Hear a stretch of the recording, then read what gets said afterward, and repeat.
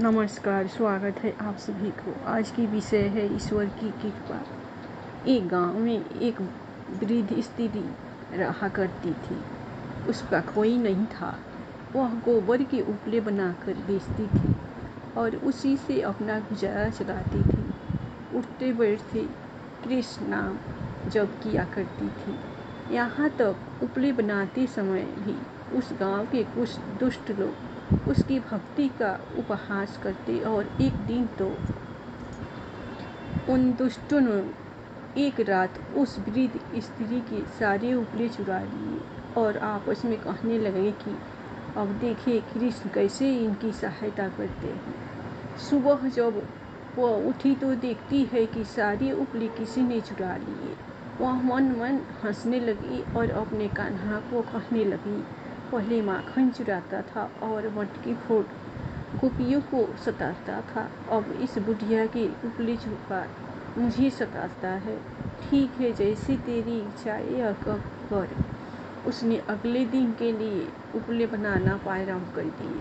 दोपहर हो चली तो भूख लग गई, पर घर में कुछ खाने को नहीं था। 2 गुड़ की डली थी, अतः एक अपने मुंह में डाल पानी के कुछ घूंट लेटने चली गई। भगवान तो भक्त वत्सल होते हैं, अतः अपने भक्त को कष्ट होता देख वे भी विचलित हो जाते हैं। उनकी उस वृद्ध साधिका की कष्ट सहन नहीं हो पाए। सोचा इसकी सहायता करने से पहले उसकी परीक्षा ले लेता हूँ। अतः वे एक साधु का भेष धारण कर उसके घर पहुँच कुछ खाने को मांगने लगे। वृद्ध स्त्री को अपने घर आए एक साधु को देख आनंद तो हुआ, पर घर में कुछ खाने को न था। यह सोच दुख भी हुआ। उसने गुड़ की इकलौती डली बाबा को शीतल जल के साथ खाने को दे दी।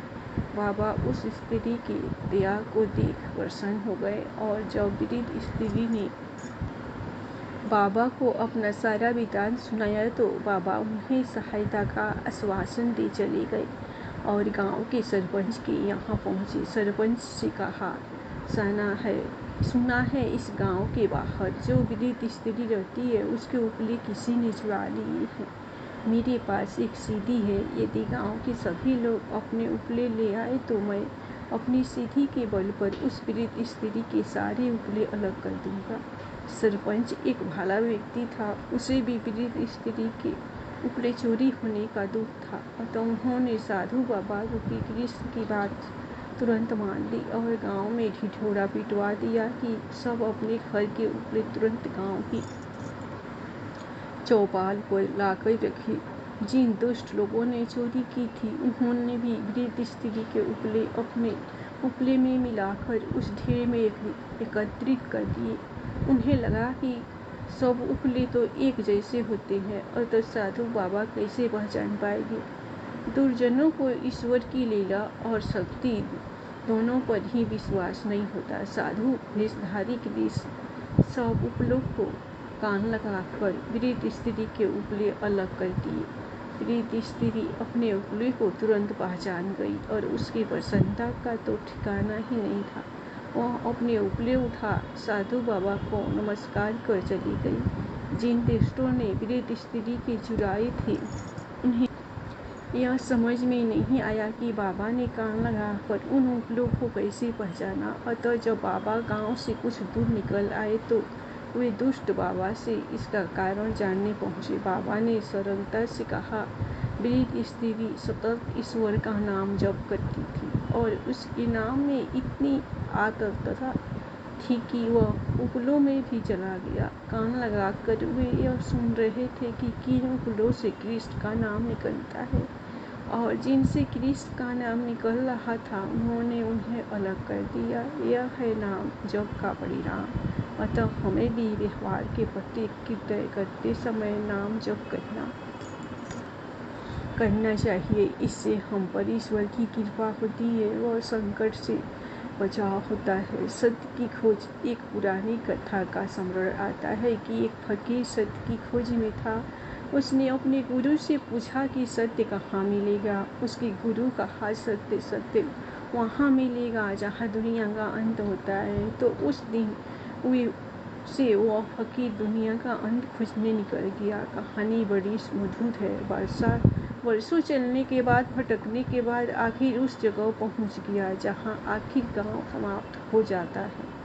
तो उसने गांव के लोगों से पूछा कि दुनिया का अंत कितनी दूर है। उन्होंने कहा ज़्यादा दूर नहीं है, बस यहाँ आखिरी गांव है। थोड़ी ही दूर पर जाकर वह पत्थर लगा है जिस पर लिखा है कि यहाँ दुनिया समाप्त होती है। लेकिन गांव के लोगों ने यह भी कहा कि उधर जाओ मत, खतरा बहुत है। वहाँ वह फकीर हंसा। उसने कहा, हम उसी की तो खोज में निकले हैं। लोगों ने कहा, वहाँ बहुत भयभीत हो जाओगे जहाँ दुनिया अंत होती है। उस गढ़ को तुम देख न सकोगे। मगर फकीर तो उसी की खोज में था। सारा जीवन गंवा दिया। उसने कहा, हम तो उसी की खोज में हैं।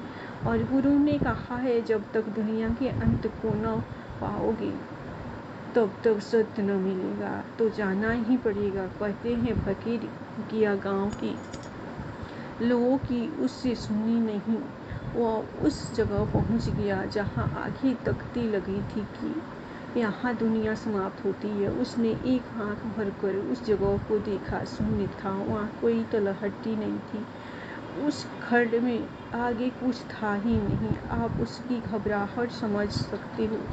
वह जो लौट कर भागा, तो जो यह यात्रा उसने पूरे जन्म में पूरी की थी, वह कहते हैं कि वापसी में कुछ ही दिनों में पूरी हो गई। वह जो भागा तो रुका ही नहीं। वह जाकर गुरु के चरणों में ही गिरा। तभी वह काँप रहा था। तभी वह बोल नहीं पा रहा था। वामशिकल उसको गुरु ने पूछा कि मामला क्या हुआ क्या। असल में वह फकीर गूंगे जैसा हो गया था। सिर्फ इशारा करता था पीछे की तरफ, क्योंकि जो देखा था वो बहुत घबराने वाला था। गुरु ने कहा, ना समझ, मैं समझ गया। लगता है तू दुनिया के अंत तक पहुंच गया था और तुझे तख्ती मिली होगी जिस पर लिखा हुआ कि यहाँ दुनिया का अंत है। उसने कहा कि बिल्कुल ठीक मिली थी वह तख्ती। तो तूने दूसरी तरफ तख्ती के देखा कि क्या लिखा था? उसने कहा कि दूसरी तरफ, उस तरफ खाली शून्य था। मैं तो उस खड्ड देखकर एक आंख और जो भागा हूँ तो रुका ही नहीं। कहीं पानी के लिए भी नहीं, भूख के लिए भी नहीं। उस तरफ तो मैंने नहीं देखा, हिम्मत ही नहीं हुई। उसने कहा, बस मैं तो भूल हो गई। अगर तू दूसरी तरफ तख्ती के देख लेता तो जहाँ इस तरफ लिखा था कि यहाँ दुनिया का अंत होता है, तो उस दूसरी तरफ लिखा हुआ कि यहाँ से परमात्मा का प्रारंभ होता है। असल में एक सीमा पूरी होती है तब दूसरी सीमा शुरू होती है। परमात्मा निराकार है। शून्य में उसी निराकार के करीब आप पहुँचोगे। यह कहानी बड़ी अच्छी है, बड़ी कीमती है। ऐसा दुनिया में कहीं है नहीं। निकल मत जाना खोजने उस जगह को जहाँ तख्ती लगी हो। असल में यह भीतर की बात है जहाँ दुनिया समाप्त होती है। इसका मतलब जहाँ रंग समाप्त होता है। जहाँ दुनिया समाप्त होती है, इसका मतलब जहाँ जीवन का खेल खिलौने समाप्त होते हैं। आखिरी पड़ाव आ जाता है। देख लिया, सब जान लिया, सब हो गया। 2 कौड़ी का कुछ सार न पाया। धन्यवाद। आप लोगों को ये कहानी पसंद आई होगी तो आप लोग इस कहानी के नाम पर लाइक सब्सक्राइब जरूर कीजिएगा। प्रेम से बोलिए राधे राधे, जय श्री कृष्ण।